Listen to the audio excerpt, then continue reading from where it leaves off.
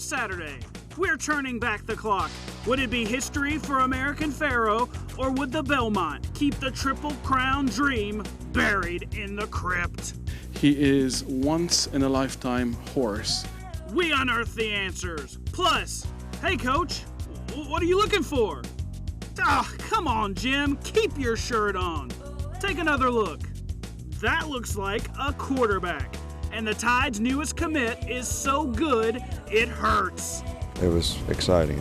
Plus, could the SEC send 5 teams packing for Omaha? We have the highlights. So get ready. It's 15 minutes packed full of sports. It's Serena, it's Tiger, Joe, Cam, and more. It seems a little bit like a dream. Like, is this really my life? Is this really happening right now? It is. So let's break it down, guys. Who's got it better than us? No way! That's right. And we start right now. From the campus of the University of Alabama, live sports. From Alabama's sports team, this is WVUA Sports.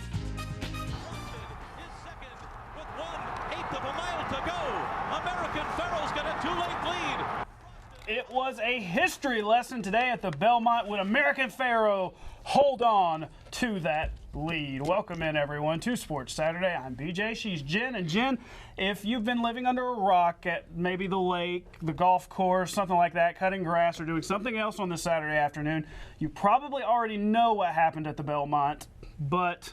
Well, American Pharoah was seeking to become the first Triple Crown winner since affirmed in 1978. So let's take a look at the rest of the race with Victor Espinoza on the saddle and trainer Bob Baffert in the stands hoping to watch history. American Pharoah galloped out to a lead and held on the entire mile and a half to beat out Frosted, and in the process notched the fastest Belmont time in 15 years, and he became the 12th Triple Crown winner. The jockey and trainer were both excited after the race.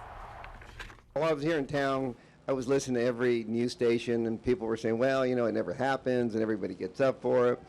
But there's something about this horse that he's just brought it every time. It was just so nice to be on a horse like American Pharoah. I'm telling you, in the first run, I was just like, that's the best feeling I have. Here are some of the names American Pharoah joins. The last winner was affirmed in 1978. The 37-year drought ends. Baffert was 0 for 4 with a chance at the Triple Crown, and Espinoza was 0 for 2. Now they are both finally in the history books. Well, winning at the track and winning on the football field, they're pretty similar because you both have to have thoroughbreds. That's right, and Nick Saban is certainly building a stable in Tuscaloosa. He added to that once again last night. Texas quarterback Jalen Hurts committed to Alabama over a variety of schools. Hurts is considered one of the top dual threat signal callers in the country. TiderInsider.com's Rodney Orr tells us he's not just your typical running quarterback. When you look at Jalen Hurts, I think, you know, what he does is he's just outstanding in terms of he's a passer first. I want to be clear about that. You know, people just talk about dual threat. He is a passer. He looks to throw the football. And if things break down, that's when he can be extra dangerous because of his feet. He can buy time, and then he also can run extremely well. I mean, he can freeze people with his feet, you know, just little subtle moves that he has. I think, you know, certainly adds another dimension. Now, Alabama also picked up a commitment on Friday from one of the top junior college offensive guards in the country, Charles Baldwin. He's a 6'5", 315-pounder from Windsor, Connecticut, ranked as the number 2 overall JUCO prospect in America. We hear what Rodney says about him tomorrow on Sports Sunday. Coach Saban isn't just busy with recruiting. This Thursday, he was at his 9th annual Knicks Kids Foundation golf tournament in Birmingham, playing hole 17 with every golfer that participated. Knicks Kids Foundation raises funds for nonprofit organizations who support children all across Alabama and the Southeast. In 2014, Knicks Kids raised over $400,000. Of course, Coach didn't just get to enjoy time on the green. He fielded questions from the media, including his thoughts on the newly passed SEC rule banning transfers who have been subject to charges due to serious misconduct. Cam Newton being in the SEC and Nick Marshall being in the SEC, benefited the SEC, and it benefited those players. So if those players were not allowed to play in the SEC, they'd be playing someplace else. What I'm most concerned about, and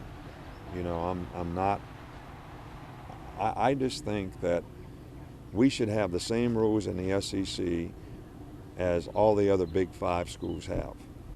Speaking of Cam, there he is. He was in Birmingham this weekend, heading up his youth camp at Parker High School. He wanted to emphasize to kids it's no longer about Alabama and Auburn to him, but he's looking at the bigger picture. And one of the ways that he's doing that is bringing along some of his friends. One of them, Birmingham native and one of his fellow Panther quarterbacks, Joe Webb. The former UAB Blazers signal caller helped out with Newton's camp. And he also spoke a little bit about his alma mater's big decision to bring back the football program. Just the fact that they have it back, that's a great feeling. I had a lot of memories at UAB. Every time I run into one of my teammates, out at a store or anything, we catch up and like it's old times. It's more like a family than just a football team. Now, Joe will hold his own camp next Saturday at Winona High School starting at 9 a.m. Much more to come on Sports Saturday, including a glimpse at the progress on Alabama's new baseball stadium. And we'll check in on some college teams that are looking to get to Omaha. 5 SEC teams entered Super Regional play this weekend. Who has punched their ticket and who still has work to do? We have those highlights and scores next on Sports Saturday, so stay with us. If you're the head coach of a baseball program, you get some special privileges, like a sneak peek at the new baseball stadium. Mitch Gaspard tweeted this pic of the progress over Sewell Thomas Stadium. The work is looking good, and Coach looks pretty excited about the Tide's new home. Well, improving facilities, just one piece of the Bama puzzle. The next step, Omaha, and that's where several SEC teams were trying to get to today. That's right, 5 as a matter of fact, with a chance to make it to Omaha this weekend. We're going to start over in Fayetteville. The Hogs with a 1-0 series lead. A win gets into the World Series, but Missouri State's ace, Matt Hall, doing filthy Matt Hall things. He's an All-American, pitching like it. Only allow one base runner through 6, striking out 8, but the Hogs get some life in the 7th. Clark Egan drives in Arkansas's first run of the game, 3-1 Bears, but they call him Matty K with the strikeout. That shuts down the Pigs to force a Game 3 on Sunday. Missouri State wins 3-1. The Florida Gators also needed one win against their in-state rival, Florida State. Down 2-0 until JJ the Schwartz is with you. He connects, 2-run blast over the left field wall. We are all tied. We're going to move ahead to the 3rd inning. Richie Martin, watch this laser beam. This thing gets out of here in a hurry. 4-2 now, Gators up, and they are feeling it in Gainesville. 4 total homers on the day. The Noles down to their final out, and they get it. Florida punches their ticket to the College World Series. Let's watch them dogpile. 11-4 is your final. It's Florida's 4th trip in the last 6 years under head coach Kevin O'Sullivan. And here's an update on the other SEC teams still alive for Omaha. The LSU Tigers just finished off a dramatic walk-off win over UL Lafayette, 4-3. And Vandy is just finished their game. Actually, it wrapped up. They won 13-0 is the update score there. So, wow.